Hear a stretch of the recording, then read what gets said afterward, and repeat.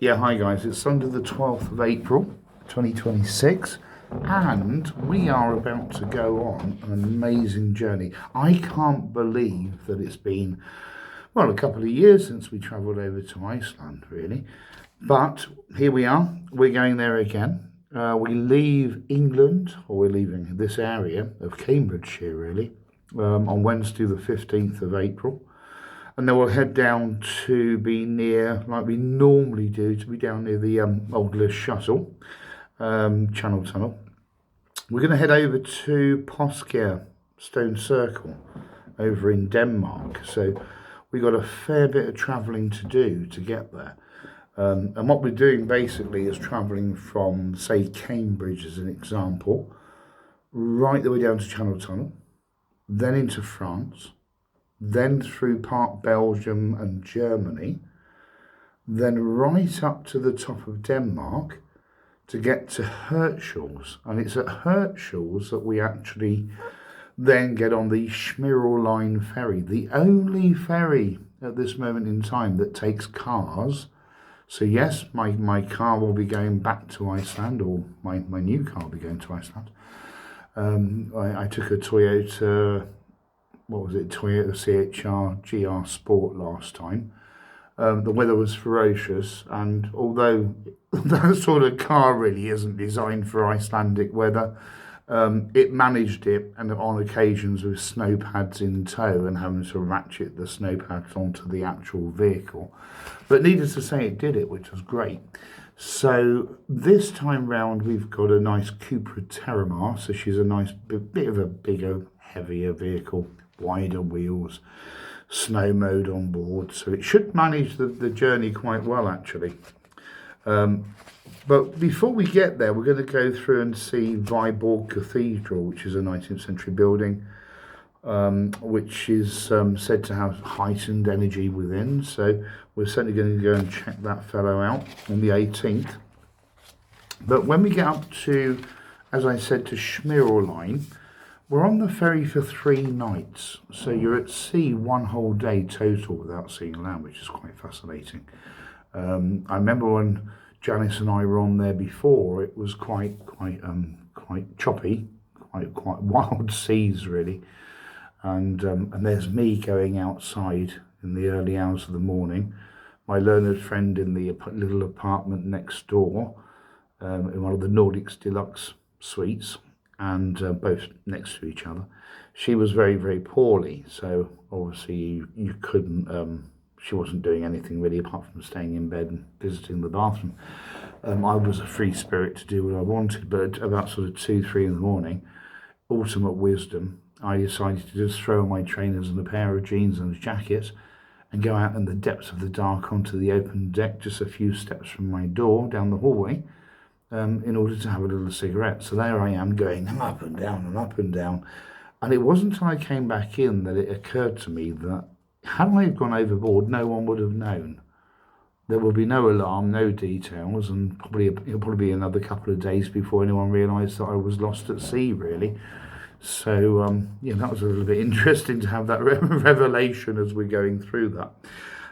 However, we're going to get into Iceland. So we stop off at the Faroe Islands first. Now, no disrespect to the Faroe Islands, I'm not really that interested in it. I can't walk far, so I can't take the car off the ship.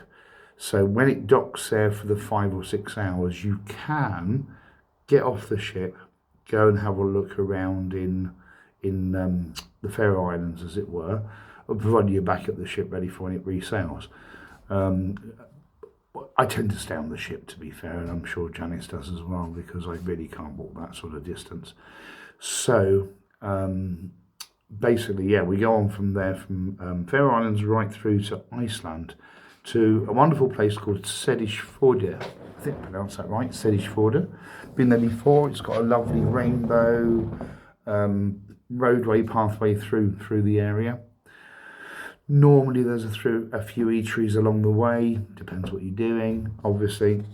And yeah, from there we'll head off out. So last time we went over to what I call the northern peninsula of Iceland and the northwest, and we covered that area. This time round we're going to cover from the eastern peninsula right the way down and to Reykjavik. So it's going to be quite a large bit of journeying around Iceland. Challenging at times with the weather. I've just checked the weather reports for certain parts of where we're driving, and there's blizzards and snow and blah blah blah. So yeah, have snow pads will travel. So that, yeah, that should be okay. Yeah, it's just an adventure, really, to be fair. I mean, well, I suppose we're quite blessed that most people only go there once in their lifetime.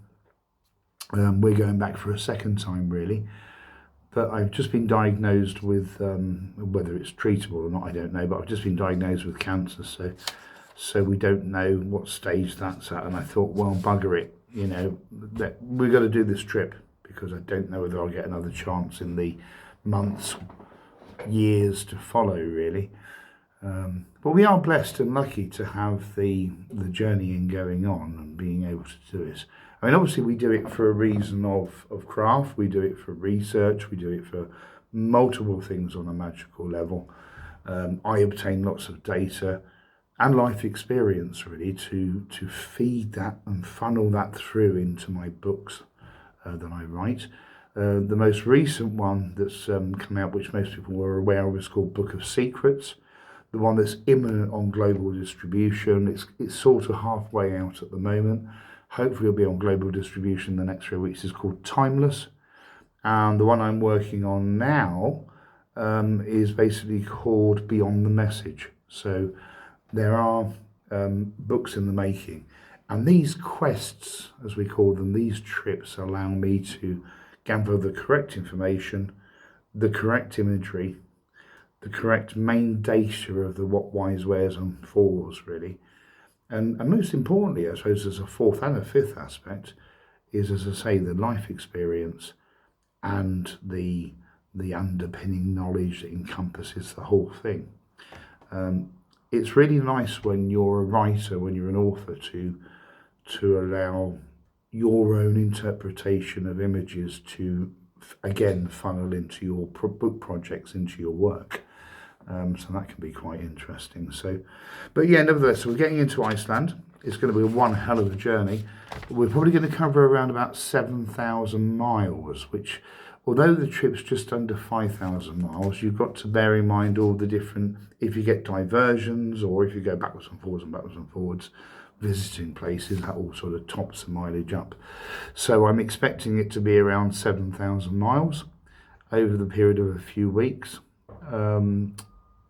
We've already got all our accommodations sorted. I think there's 10 or 11 properties that we're staying in on the way, care of the wonderful platforms that you can do these days online. But there's some very interesting places.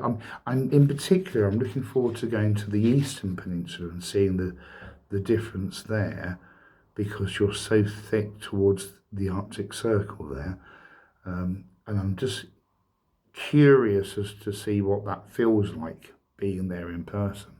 Yeah, we can all watch videos online, but to sort of be there and experience it hand-on is the most important thing, really. Especially for craft. I mean, craft are encouraged to obtain those life experiences, to act with moral virtue, and to relay information to others. So part of the journey, I guess, is very useful into ticking those boxes along the craft pathway, really, for want of a better term. So, but yeah, we're getting there. So I say we leave this coming Wednesday. So we leave on Wednesday the 15th.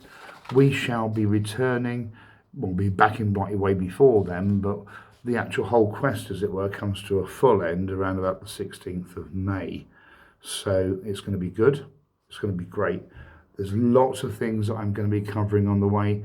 There's going to be photos, there's going to be video shorts, there's going to be posts all through the YouTube channels. Don't forget, guys, mychap.co.uk.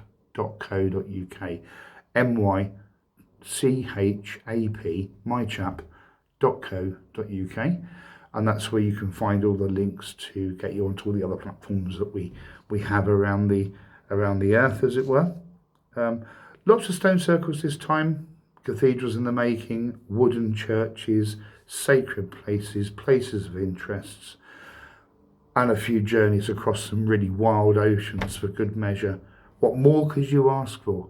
Follow us, stay tuned, as we're going to go on this trip, and it's this coming Wednesday.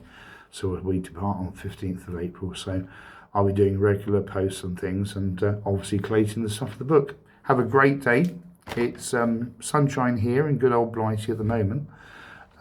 It's got some rain on the way, but where we're going to, as I say, has got lots of snow going on, ice going on, in the minus range a lot of the time, but we're used to that. We've been there before. Let's see what the second journeying is going to be like. Well, we have a different perspective on the Iceland stance. Okay, take care, guys.